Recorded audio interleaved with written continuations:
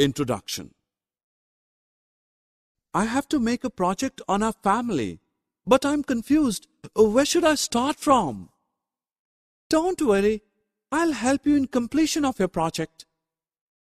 Thank you. Dear friends, will you join me in making this project? Objectives. At the end of this course, you will be able to describe a family, understand the importance of a family, learn about nuclear, large, and joint family, and be able to differentiate among them. Dear, let's look at Sam's family. She is Sam's mother, and he is Sam's father. Look, he is Sam's elder brother. Hey, look here. They are his parental grandparents. Now see, they are Sam's uncle and aunt. And they are his maternal grandparents. Sam lives with his mother, father, and elder brother. You know, this is an example of a nuclear family. Now look at this family chart. What do you notice? We notice that the parents with more than 2 children form a large family.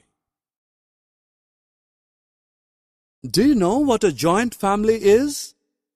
In a joint family, grandparents, uncles, aunts, and cousins all live together with the parents and children of a nuclear family. So now you are able to identify whether it is a nuclear family, a large family, or a joint family. The members of a family live together, and the place where they live is called a home. Members of a family help each other. You know, they work, live, and have fun together.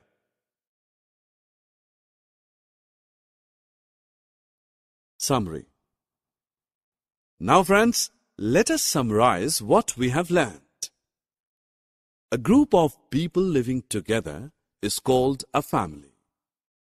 The different types of family are nuclear family, large family, and joint family. A nuclear family comprises of a father, mother, and 1 or 2 children. A large family comprises of a father, mother, and more than 2 children. A joint family comprises of grandparents, uncle, aunt, and cousins living together with the nuclear family.